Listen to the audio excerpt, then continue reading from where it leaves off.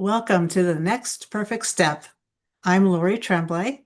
And I'm Kim McStay, and today's topic of conversation I think is going to be a really fascinating one, diving into the awakening process and all the crazy, magical, mystical things that happen along the way. And our guest today is very special because he's written a book, The Infinity Within, that dives into this topic. He's an entrepreneur and a family man, and he also is an author and a well-known author. And this book today, The Infinity Within, we're going to discuss. And it is great to have you here, Kris Land, and welcome. Thank you very much for having me on your show, and I can't wait to dig in. Great. So the first thing that I would like to know is what inspired you to start writing this book? That's a I'll try to keep it a relatively short version answer to that because it spans 40 plus years. I started in North Dakota pretty much what would be considered a computer geek. I did not play well with others, not because I was mean or they were mean, but just because we didn't have the same viewpoint on a lot of things. And so I started selling Apple II computers when I was in junior high, which will age me a bit. And through that, met a gentleman who wanted to do accounting software on the Apple II. He knew what he needed, and I knew how to code. And so we created a little company around it. And then at the age of 17, we ended up selling the company, made a whole bunch of money. And about 6 months later, I fell into a deep depression. And from that depressed state, I had three kind of what I call legs on the stool that activated me on the path of what is now the infinity within, which was originally going to be called something around the lines of your soul path or the soul path. And what happened was I got hired at a bank in San Diego. My boss's name, coincidentally, was Kris as well. And during one of our discussions, he described how he was an atheist. And even though I have no problem with people wanting to believe whatever they want to believe, it didn't sit right for me for him. And so I got really curious about it. And I ended up coming up with 4 questions that when you ask a person these 4 questions, it doesn't prove we have a soul one way or the other, but what it does do is it proves that all the benefit is in believing we have a soul, and all the downside is in believing we don't. So that actually shifted Kris's perception quite a bit, but that left me with a fundamental question. If we have one, what is it? What are we doing here? What's the purpose? And so then there's the 2 other legs on the stool that then contributed heavily to the path. The first one is as a child, and even in today, I love studying theologies, all of them, anything I can get my hands on, because I find them fascinating, both as history, as an adult, as teachers, and the ways of different viewpoints of looking at life through different lenses, but end up at the same place. And then the other part was, as a child and growing up and continuously, I've had many things that are not normal happen to me. And those things significantly from the age of 6 going on shifted my perception of what reality is. What we're told is more, what I found is that what we're explained in normal world is more the illusion, and what's really going on is the part that's hiding. And so with those 3 things, when I got to be 19, 20, so from 17 to, well, yeah, 18-ish to 20, I started really down the path of researching ideas of what is a soul? What are we doing here? What's our purpose? And after kind of putting all that together, came up with a construct, which was what is the book. I hired a ghostwriter. The ghostwriter then kept wanting to make it her own story. So I fired the ghostwriter and put all my notes in a filing cabinet. But everything that I put together as the construct, I've lived by since then. And so then fast forward, I'm now in Texas. I have 3 little boys, and my wife grew up with a pretty challenging childhood. And so she's always asked me questions about how and why I look at life and why I look at it in a certain light. And I would explain to her ideas and concepts from the book. And eventually she got to know the book ideas pretty well. And she said, you need to finish this book. It has helped me fundamentally in the way I look at life. You have to finish it for other people. So in the beginning of 25, I went to my old filing cabinet, found all my notes, dug them out, and spent about 3-4 months doing nothing but writing and getting the book published in the middle of last year. And here we are. That's fantastic. So the main character is Gabe. Is that based on your life? I'm assuming it is. Yeah, I intentionally wrote Gabe, is what he goes by, into the book as a fictional character on purpose. And that was so that it softened what was being said to the reader so that they didn't have to come to a point of, if I wrote this about Kris, then I think there would be some additional pressure of whether or not I believe that what Kris is telling me is real or not. Whereas if it comes from a fictional character's point of view, it's like, I can read this, I don't feel any pressure, but I can resonate with things as I'm reading. That's a really good statement. That's impressive. Yeah, it's a good way to look at it. Yeah, the book is not designed to preach. It's not designed to push people in one way or the other. It's designed to be a fun, interesting story of Gabe, and who then finds his mentor Elias, and is constantly questioning life and what he's doing here and all these things. And through these questions gets asked more questions from Elias, of course, because Elias is a really good mentor in the sense that he doesn't tell a whole bunch. He pretty much asks questions and gets Gabe to think about them and answer them, right? But what I wanted the book to do as we go through the chapters is that what resonates with it sticks, and what doesn't. But it gets people to start at least imagining and thinking about what might actually be going on and what might actually be possible. Well, I know in the beginning of the book that you talked about, that when people start questioning is when they start their journey to the awakening process. And I really thought that was great to say because, I know a lot of the questions that we ask lead to new questions and lead to new questions. And I liked how the book, brought that into the concepts on that. Yeah. Awesome. Thank you. Yeah, I look at curiosity as the right-hand man to creativity. That's a good point. So another thing that I wanted to ask you about was throughout the book, and I listened to it and your narrator has a great voice, Eduardo Bellantini. I hope I said that Bellini, right? I think it's Bellini. I think it's Bellini so. too. Yeah. I always butcher it. He probably that makes me feel grimaces better every time he hears me say it, but but yeah, and he's an actor, so he had a dynamite voice.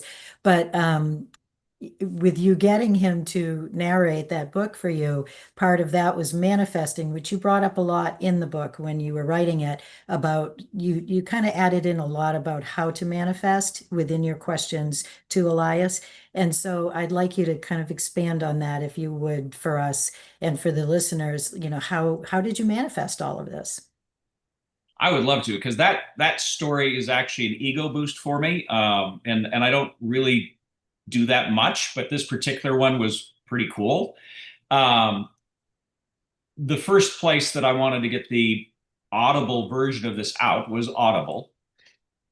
And Audible has a system where you can search for artists. And I also did a fair amount of internet searches. And I was looking for a specific voice and style. And Eduardo came up on my radar. And as you mentioned, I mean, he's a professional actor. I think he's doing a TV series as we speak. He's done over 720 narrations of books.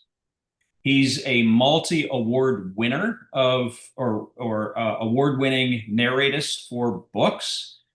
And he's done books like Eckhart Tolle and Dean Koontz and the Dalai Lama, and I can keep going and going. I mean, we're talking some of the top books in this niche on the planet.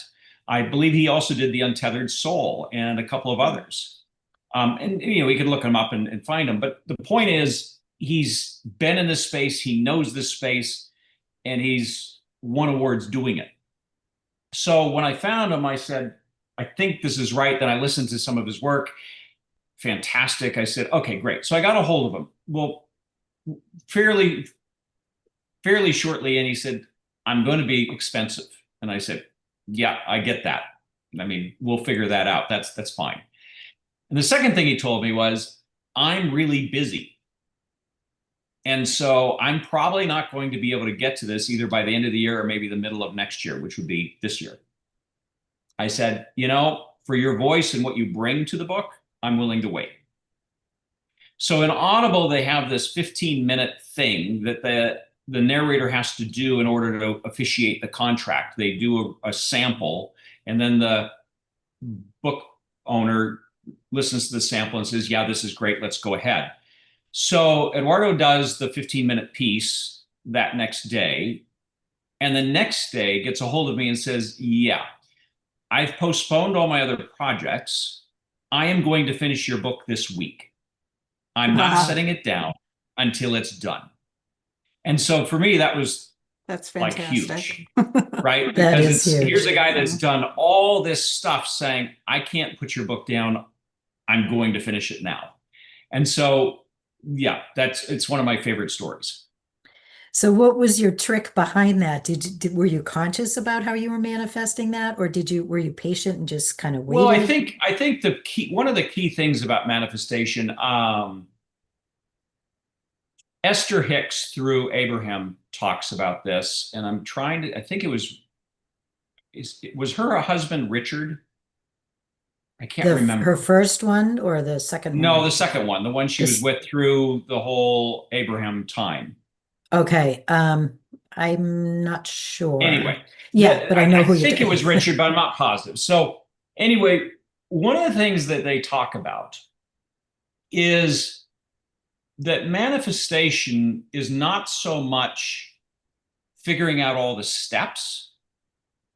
It's more like thinking of the universe as your secretary, and you come up with what you want and you envision what the end result you want is to be, and then you hand it up to the secretary and say, go get it done. And you don't try to figure out how it's going to get done. You don't try to figure out the steps of how it's going to get done. You just say, this is what I want when it's done.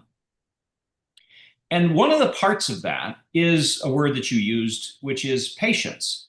I didn't force Eduardo's hand. I didn't say, well, no, I'm sorry, too much money, I'm not going to pay you. Or if you can't get it done this week or this month, I'm not going to do it. I didn't force any of those things.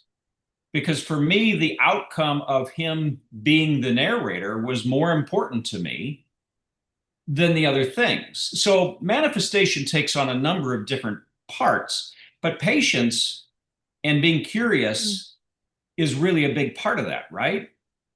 And then I really love the way that Esther Hicks and Abraham talk about, you just kind of hand it up to the universe and say, go make it happen. This is where I want to be. Go make this happen and go do the mechanics of it. I agree with that because in my experience, I've had similar goals or visions that you just kind of hand to the universe. And then in hindsight, I look back and I'm like, I would never have had those paths like circle around and, in a delightful way. It's just exciting, to see how it's happened. Yeah, sometimes it's better. Yeah, seems the universe knows the path we should take to get there instead of the path we envision that we should take to get there. And it's usually better. Yeah, and more fun. than what we think. Yeah. I'd say almost always. Yeah. That's true. That's true. Yeah. So tell us a little bit more about the mystical aspect of your book. I'm going to change the words a little. I know what you mean, but I'm going to change the words a little. Instead of mystical, I'm going to say the things that we're told aren't real, that really are real. Right, right. That's great. So how many times have you heard stories about children seeing ghosts? Many times. And what's the typical response of most parents? There's no such thing as ghosts. Okay. So from a very early age in every single lifetime, because humans kind of follow the same structure, we're taught that these things that are not normal are imagined, that we ate the wrong food, that we dreamt it, that we looked the wrong way when it happened or whatever, and it really didn't happen. I would argue the exact reverse is true. What we're told to go do, go make a bunch of money, go work really hard, go suffer a bunch, go do all these things. Now, that may be part of our soul path to do those things, but that's really the illusion. What's behind the curtain are the ghosts and the things that we're told aren't real. One of the best things that I can give as an example is the idea of coincidences. I don't believe in coincidences. I don't think they exist. And here's why. Growing up from the age of, 16, 15 on, I would go to a restaurant or my favorite coffee shops and bring my book and happily sit down and have my coffee and read my book. And some random person would pull a chair out from my table, not ask, sit down, and start telling me their life story, things that you would never tell your best friend. And they just go on and just sit there and talk to me. And then we'd have a conversation and then they'd get up and leave. I never saw them again. Now, for the first couple of years, it was like, this is just really strange. Why? First off, why do these people think it's okay to just invade my space? But second off, why me? I don't see this happening to anybody else in the coffee shop. So I started really becoming curious about it and started really diving into what was going on in each of these conversations. And what I found in every single one was that the person needed to hear something I had to say, and I needed to hear something they had to say. Mm-hmm. And once we accomplished whatever that was, they'd get up and go away. So is that a coincidence or a quinkadink? Or is that us connecting through our souls and projecting the next meeting? So very much like the meeting we're having right now, was that just a coincidence that we found each other? We said, well, let's do this new podcast together. Is it a coincidence that you're doing this podcast? Is it a coincidence that my book fits what you're looking for? I mean, you could call them a coincidence. I would say no, there are no coinkydinks, and that we've already made a connection. We already knew we were going to be here, and now we're just fulfilling what we wanted to do. Mm-hmm. I like that. I do too. Yeah. I like that. Yeah. And, the other thing that like a topic of that, you discuss is turning fear into a portal, I think is what yeah. So a signpost, a portal, a gateway, any of those words work. Yep. Okay. Could you expand on that a little bit for us? Sure. So they're kind of two types of fears. There's the one where the saber-toothed tiger is on the hill running down at me and is going to eat me. Best thing to do is probably run. Run fast, find a big tree. The other fear is the one that happens here. And that fear stops motion. It stops decisions.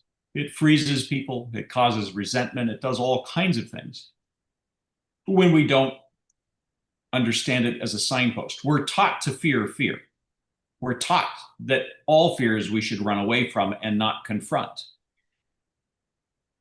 It's interesting that if you take a fear and you become curious about it, and you ask, okay, what am I fearful of? How is that fear serving me today? How does that fear serve me going forward? That by asking just those three questions, I turn a fear from blocking me into a fear showing me choices that I can consciously make. Yeah, I think that's very helpful for a lot of people to understand that, because we tend to think of fear as something that, we should be alarmed by. But in fact, a lot of times it's not. It's something that we need to deal with. So it came up for a reason. And like you said just a second ago, the best thing to do is pause. If I'm feeling fear, if I've got fear hitting me right now, the first thing to do is just take a breath Mhm. and then ask the first question. What is this fear? Where is this feeling coming from? How is it serving me now? How does it serve me going forward? Those are good questions. Yep. I know that fear can be used sometimes to control other people too. And if you see that and you recognize that, you can also ask those questions that you just mentioned. Every time you turn on the Yeah, news, right. it arguably is designed to do exactly that. Right. Yeah. So, oh, go ahead. I was just gonna mention that in your book, Elias, the mentor, teaches lessons, and then Gabe would go home and write notes in his notebook. And I like the one where you had the infinity within rules, forgetting, emotion, connection, path, limits, repeated turns in karma, and full immersion. I made a note of that because I thought that was very interesting. Just all the um, topics that they discussed and learned about together were great. Thank you. So Yeah. yeah. Yeah, in the Infinity Within, you guys have, of course, read it, so you've gone over the 8 rules. But one of the things that became very real for me is in going down the idea of what is a soul. And the best thing I could do is, as I mentioned earlier, I studied a lot of theologies, but what I found is even though the semantics were very different, the results were pretty darn close to the same. And so, for an ease of reference for listeners, the Bible is the easiest book to reference because it's arguably the most read book on the planet. And the Bible, the Old Testament is filled with this. The New Testament still has quite a bit of it, but a lot got edited out. And the argument is maybe that it had to do with control and people controlling people. And that is to, through both the Old Testament and the New Testament, there are statements like, we are the children of God. There's a statement where Jesus tells his disciples, you will do everything I have done and much more. There's multiple comments of where we have a choice of making a kingdom on earth or hell on earth. There's a lot of things that talk about co-creation. And again, in the Old Testament, much more prevalent than the New. But in one of the things I would argue, and again, this is from my perception, so people have different beliefs, and that's perfectly fine. And I'm not trying to push a belief on anybody. But one suggestion I would make that became crystal clear for me was maybe the different spiritual teachers, including Jesus, or arguably one of the first ones, maybe instead of wanting to be put on a pedestal, what he really was trying to say is, hey, let me show you what every one of you can do when you start remembering who you really are. That's right. And that Yeah, I agree. became a prevalent part of what is a soul, is that if we're the children of God, if we can do everything Jesus did, if we are these soul spirits that are in this construct, how does that look? Well, first off, a soul, by definition, or God, is this omnipotent being that exists outside of space and time. Well, we exist in a fourth dimensional construct. I call it the game of planet Earth. And what's interesting about the game of planet Earth is the idea that the fourth dimensional construct, the primary motivator, is the passage of time. And when you have time, so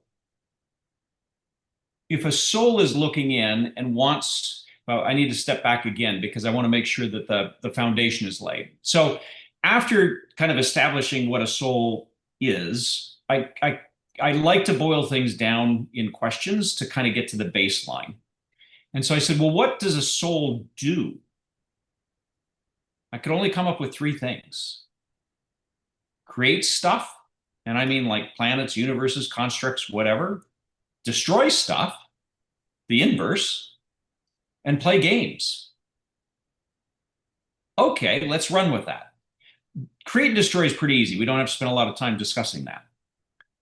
But what is a game? What makes a game a game? Can only come up with three things. You have pieces, you have turns, and you have rules. Okay, great. So we have this construct called the game of planet Earth. If it's a game, it's going to have rules, it's going to have pieces, and it's going to have turns. Why would a soul that's this godlike entity want to put a part of itself or put itself into this fourth dimensional construct? I could only come up with one reason. You want to take a stab at it? Well, I remember you said the game is being played through us in the Okay. book, and But that we're what's the purpose? I would say probably playing the game. Like that's the purpose, is Close. entertaining yourself. Experience. Yeah. yeah. Experience emotion. But I'm not talking about just the fun emotions. I'm talking about all of them. The whole gambit. Because if you don't have yin and yang, if you don't have black and white, if you don't have love and hate, if you don't have this dichotomy, the game gets kind of boring. Mm-hmm. But I could easily see a soul saying, experiencing emotion, that sounds like that might be fun. Okay, well, then let's say that that's right. Just hypothetically, you're at the pearly gates, you're looking into this game of Earth, and the pieces are a piece of you. The turns are lifetimes. And now we get to talk about the rules. So rule one is that when we agree to come in and play, we leave our godlike abilities out. Well, why do we do that? If the three of us sat down to play Monopoly and I grabbed all the money and all the properties, you probably wouldn't want to play this game with me anymore. Wouldn't be a lot of fun, right? True. Right. Yes, true. Okay, so we agree to put them out. Now that kind of handles the problem. But here's where it becomes not workable. My favorite dog runs across the street, gets run over. I don't like it. So I draw on my power, change the whole outcome, and move on. So what that means is I can experience emotion here, but it's going to be pretty watered down because anytime something happens I don't like, I just go pull up here and change the event, right? So in comes rule number two. I agree to forget that I have them. Okay, that solves the first problem, but creates a whole new problem. And that's called an infinite time loop trap. Because if we just go with those two rules, we now have a piece of ourselves stuck in this game forever. Mm-hmm.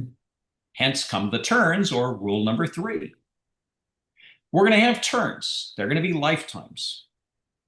And before we enter the game, we're going to roughly, and I mean very roughly, draw out what each of our lifetimes, what each of our turns is going to kind of look like and what our goals are. And if we reach these goals, we get to move on to the next turn, and eventually leave the game. Makes sense, right? But here's where it starts getting fun. If we don't achieve the goals that we kind of agreed to, we get to do the turn over and over and over again until such time as we actually figure it out. And then when we do, we get to move to the next turn and eventually leave the game.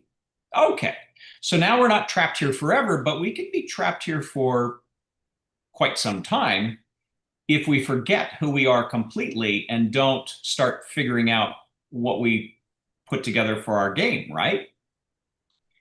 And then fourth rule I'll talk about, and then the other four, everybody can go read. But the fourth one is what you had said earlier, which is when we're playing, we are 100% invested in the game. Meaning the good, the bad, the ugly, they're real. I mean, we're 100% invested in it. Okay, so with that, now I'm going to ask a slightly different question. Have you guys ever played tic-tac-toe? Yes. Yes. Okay, do you play it now? Sometimes when my grandkids are around. How And about they how always about beat me. how about with adults? No, No, Why? it was fun. Why it was not? fun. I know. Because it's too easy, kind of. Yeah. Once you figure out where the X's and O's go, Yep. it's a no-sum game. Mhm. Okay, so that's a human perspective. Now ask yourself, would a soul pick a game that's tic-tac-toe? Or would a soul pick a game that's more like chess or Go? Yeah, good point. Chess. Yeah, for Mhm. sure. Okay, so what makes the game hard? Well, we have illusion, we have doubt, we have fear. And then what I did add to the book that I didn't really contemplate 40 plus years ago, but as I went through life, I kind of understood a little bit more, is the Gnostics have a viewpoint called the archons.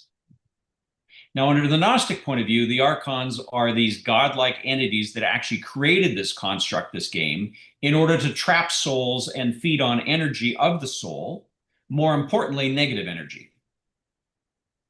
The Bible, believe it or not, actually discusses the archons, and I didn't even know it. I didn't recognize it years ago. And then I started looking at all the other theologies going, wait a minute, this concept of the archons is not just a Gnostic point of view. This is across everywhere.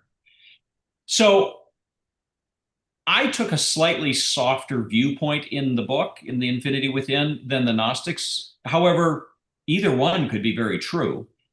In my viewpoint, I'm saying, well, if we're these omnipotent soul beings, we're probably not going to be stupid enough to hand over our freedom to some other god. Probably not.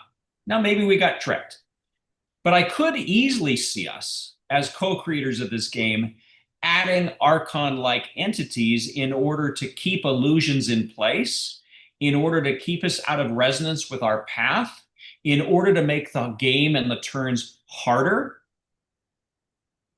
so that we really have to figure things out and really have to struggle and figure out where that next pawn moves and where that next knight goes and so on and so forth. And that actually makes sense to me. Because one of the things that I talk about in the book, and I'll take another segue and then I'll let you guys talk because I've been doing a lot of talking. In the Matrix, when Neo goes to see the Oracle the first time, and the boy is bending the spoon, and Neo says, how are you doing that? And the boy says, it's not so much that I'm bending the spoon, it's that you understand the spoon never existed in the first place. Mhm. So when we look at how illusion plays, when we're taught as children that ghosts aren't real and that these not real things that happen to us as children growing up are actually imaginary and the wrong food or a dream, that's part of the archonic influence of putting these illusionary veils in front of us to keep us from remembering who and what we really are. But at the same time, and it was one of the other, I was talking with another group. If you take the analogy of the game a step further, I would also bet that as souls, we would place in cheat codes. Mhm. And depending on how much attention we're paying to what's going on in our current turn in our life, these cheat codes are appearing all the time. We're taught to ignore them. But when we start paying attention and being curious and start seeing the cheat codes for what they are, we then start being able to peer behind the curtain and reconnect to what we are. Yeah. Which really facilitates growth for all of us.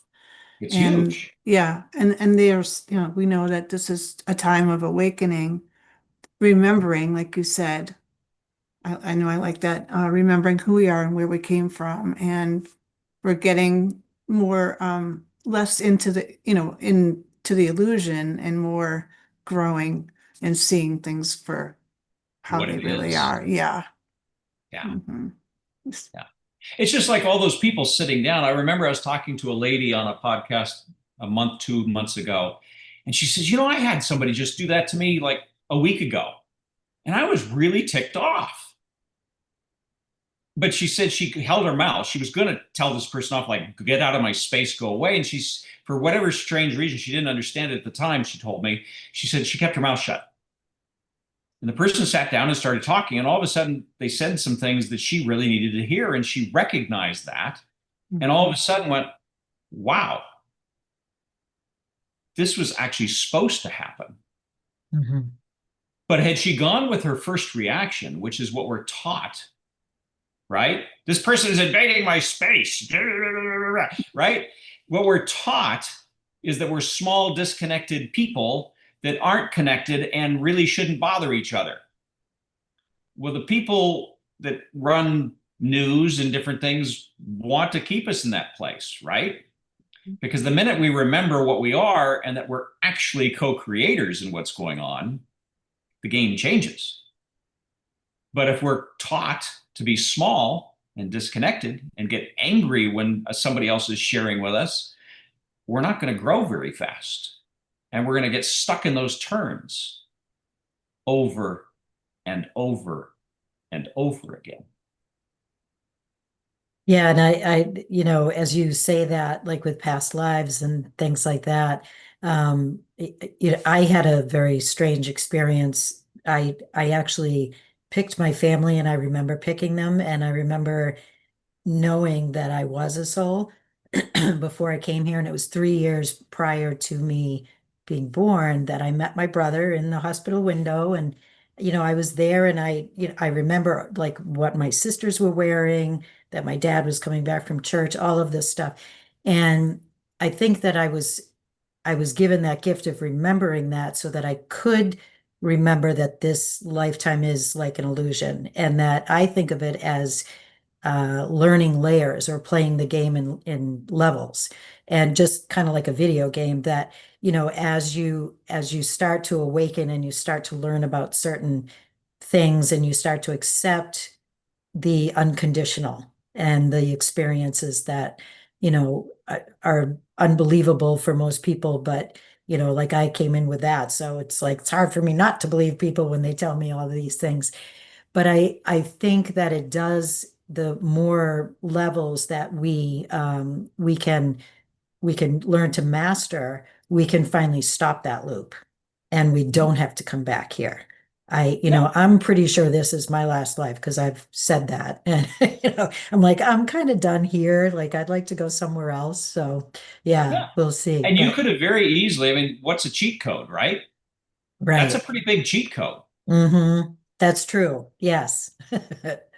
right? I Yeah. mean, remembering why you're here, which family you picked, why you picked them, and choosing 3 years prior to being there, that's a pretty big cheat code. True. Yeah, I never thought of it as a cheat code, but I love that. That's great. Yeah. And you very well could be on that last set of turns where you've accomplished the things that your soul set aside for itself to go do. And you're at the last turn where you're just winding up and closing loops and working on balancing out some karma maybe that's necessary one way or the other. I mean, there's all kinds of reasons for each turn, Right. and then you're done. Mm-hmm. Yeah. So can you talk to us a little bit about some of the experiences that you had that were told by other people, no, that didn't happen, and you question yourself, without giving away too much of the book, so people can read it, but just, maybe even pick one situation that you experienced that, made you kind of open up to a lot of this. Well, the easiest one that fits your question is when I was 6 years old, because I had an out of body experience. It was my first one that I really remember, and everything became almost of the consistency of smoke or tissue paper for me. Um, all physical things in my room, everything had the consistency of tissue paper or smoke. And I was hearing voices from everywhere, and I was able to see pretty much everywhere. Scared the crap out of me. I ran up to my parents, went in their bed, and it went away. And of course, they said it was a bad dream, and that was the end of it. So at 6 years old, it certainly got me questioning because I did move the train. I mean, these things I remember having happen, but it was just as easy to the next morning wake up and go, yeah, that didn't happen, right? That's all imaginary. I imagined it. Um, but then what happened when I was 8 again, and then 12 again, and then when I was 12, I had some pretty significant material things happen. So the 12th, when I was 12 and it happened, the things that happened around that actually were provable the next day. So to answer your question, though, at 6 and even at 8, I had these things happen, but then it got explained away as not real, as a dream, as a nightmare, as a whatever. And the next day it seemed like that could just as well be too. Right. And you had no one to talk to at the time, Well, I mean, I you told know, my that, parents, but well, yeah. yeah, but that would understand. No, Yeah. you. And I know a lot of kids, they have these experiences and they tell their parents and they're repeatedly said, no, it's not true. You know, and then they shut down their abilities and they don't want to talk about it. Or, you know, they think they're strange or other kids will bully them or Make fun of whatever. them or all those Yeah. things. Yeah. Hmm. We're taught at a very young age to ignore what's real and believe in what's not. Yeah. Um, and I think Programming. that's part of the game. I think that's part of the archonic influence, Yeah. right? And what's ironic is that when our parents tell us these things, they're actually telling us these things from a place of love. Yeah. They were taught and they believe that by telling me it was imaginary, that I made believe it didn't happen, it was a dream. What they feel like they're doing is making me feel better about it because I'm scared and it's not real. But it's really a form of gaslighting, right? I True. That's mean, so true. it's really saying, yeah, your reality is not real. No, no, no, no, don't worry about it.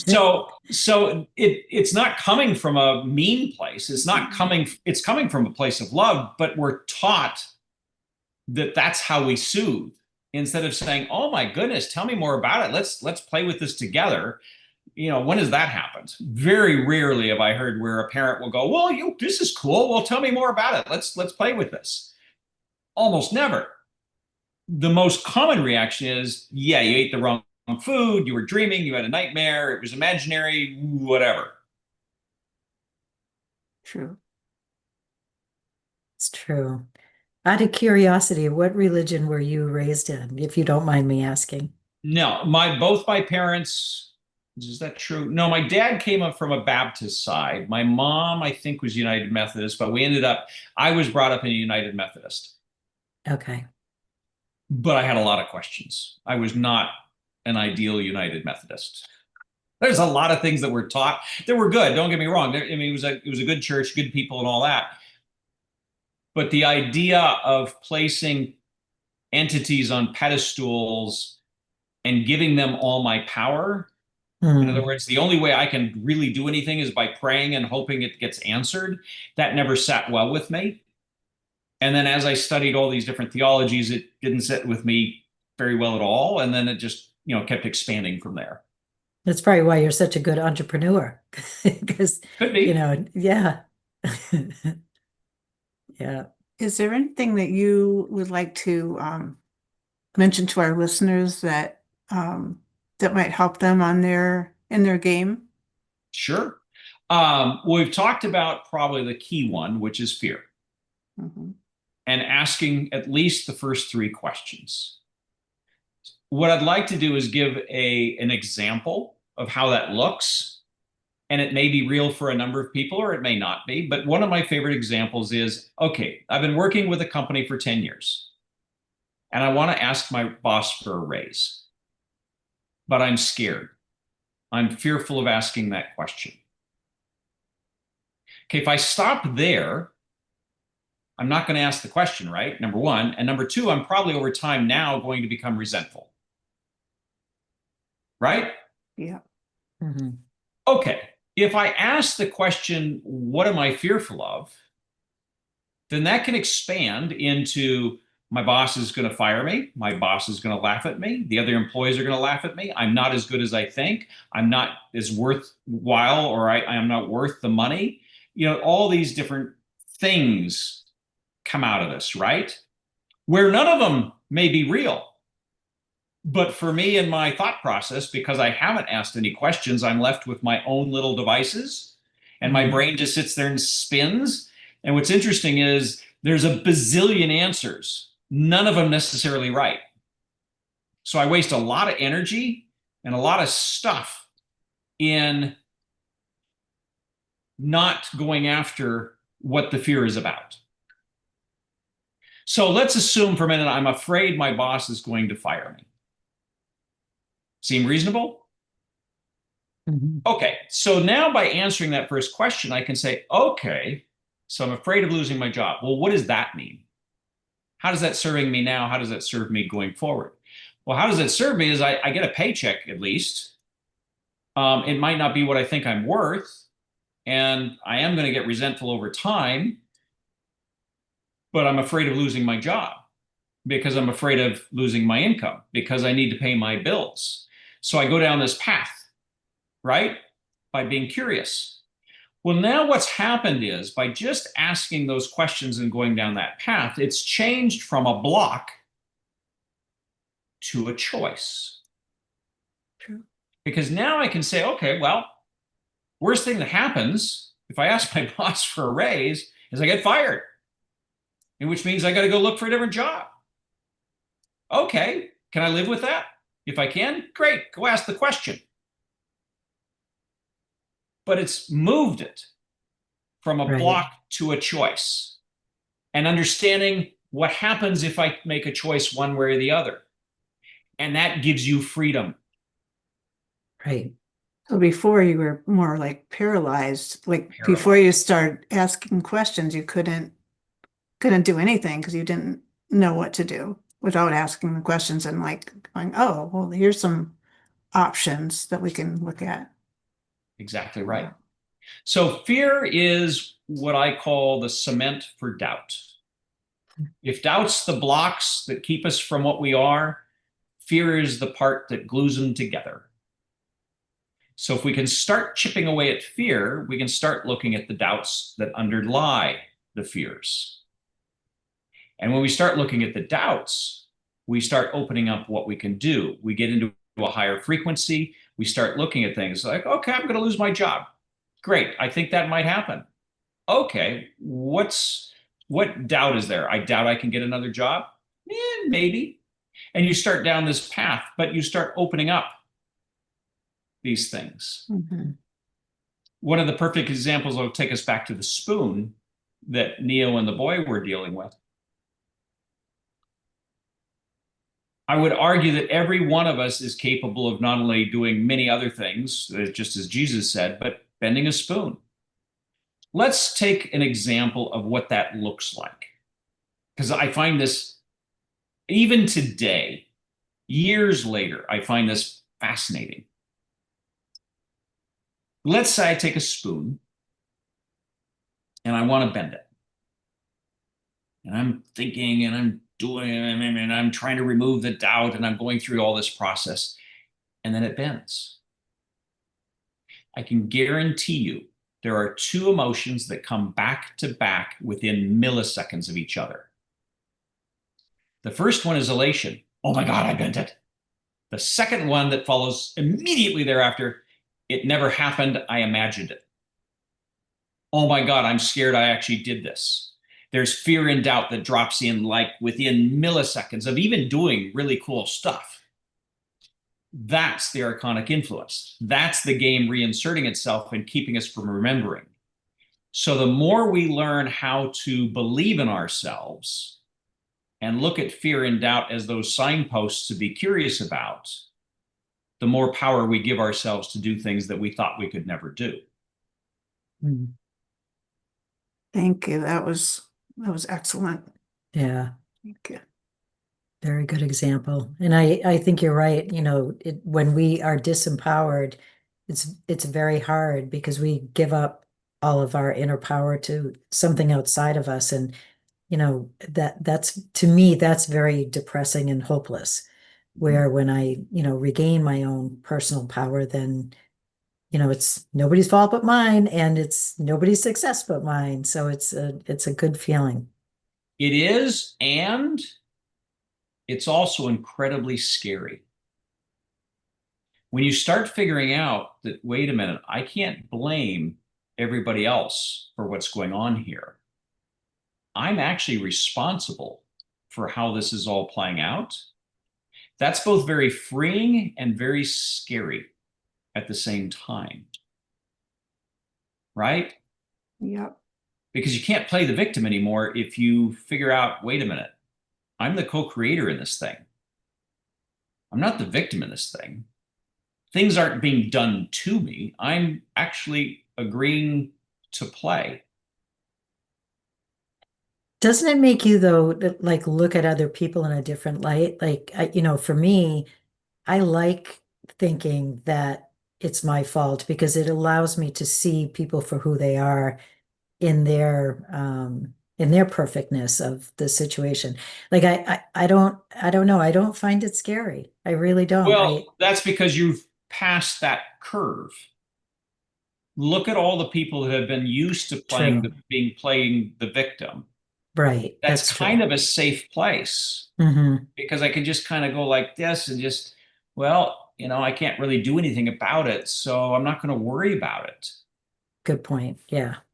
So it's we're taught again from a very young age that we're Hmm. small, non-connected people and that we're not responsible for the things happening around us and to us. You had a very particular cheat code that came in, which is you picked your family, you picked your location, you picked what was going to happen from baby going up. Hmm. Well, it's kind of hard to play the victim when you understand that. That's true. Hmm. Now, I would argue that every single one of us went through the same process you went through, but not every one of us pulled down a cheat code that said this either. That's true. Okay. So your perspective from that cheat code allows you to be more personally responsible and understand. I mean, what's more fundamental than saying, yeah, I'm responsible for the damn family I'm in, right? Or the darn family or the great family or whatever word you want to use. But I'm responsible because I picked it. It's hard to blame everybody for everything else when you already understand you picked True. the place on the planet, the family on the planet, the brothers and sisters on the planet. I mean, you picked all this before you were going to baby. Hmm. That's a very unique perspective.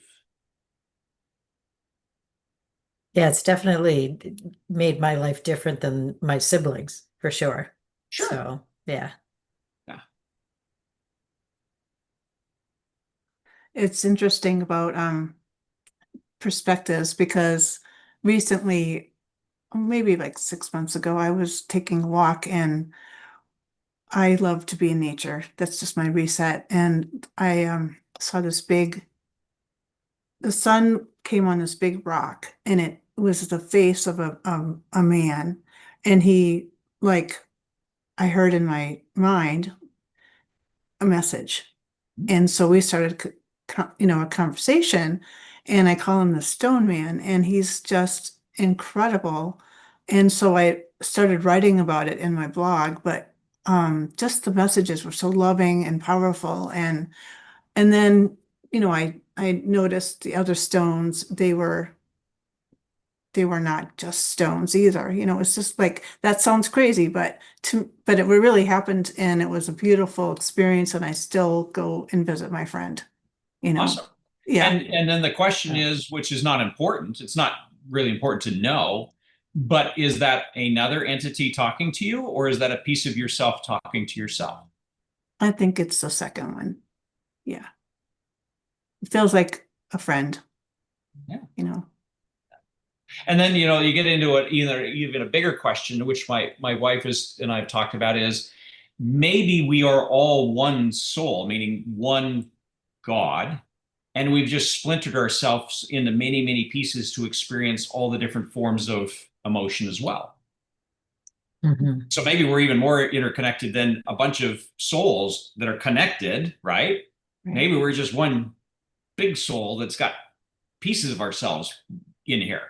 So there's Right. there's many different ways to look at it, but the one takeaway is I think we're all interconnected through the spiritual realm, and that we're here to play a game to experience. And it Yeah. also includes rocks and trees and Everything Mhm. here. everything, table, everything is I mean, energy. energy and matter Yeah. are the same damn thing. And it Mhm. doesn't Mhm. matter if it's a rock or silver or gold or flesh or tree or Yeah. it's still matter. It's still energy. It's still frequency. Right. Yeah. That's great. Yeah. And I mean, quantum physics and quantum entanglement and all the things they're learning about quantum theory are really blurring the line between science and religion. They're Absolutely. starting to really figure out that, wait a minute, this quantum entanglement stuff, this is starting to really sound like magic. This is some weird stuff. And one of the things I read, and I don't know how true this is because I haven't done the research yet, is supposedly, so we've all heard about our pineal gland Mhm. and how it's supposed to control our like other connecting abilities. There's a lot of discussions going around about how our brain is really a interdimensional antenna, and a lot of our thoughts are coming from a lot of places, and that our pineal gland is like a main focal point for that.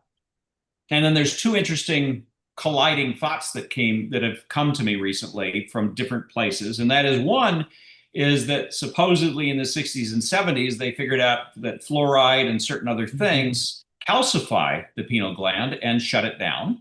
That's one part. The other part is supposedly there are actual quartz, small forms of quartz crystal or crystal in our pineal gland, which operates at different frequencies and can easily be considered an antenna. So there's a lot of different things starting to come out that maybe our brain's not exactly just this piece of material. It might have some really interesting interdimensional stuff. And we've all heard the idea that we're only using anywhere between 10 and 12.5% of our brain mass anyway. Mhm. Great. What's the other 20 or 80% doing? Yeah. I would beg you, excuse me, to come on our show again because I would love to get more, and that's a whole nother podcast about the, quantum mechanics and quantum physics. And I actually listened to a podcast that you did with Business Interrupted, or oh gosh, I think I wrote it down somewhere. But you were talking a little bit about quantum computer and you were talking about AI and I would love to have you come back and talk with that about that subject with us as well if you'd be willing.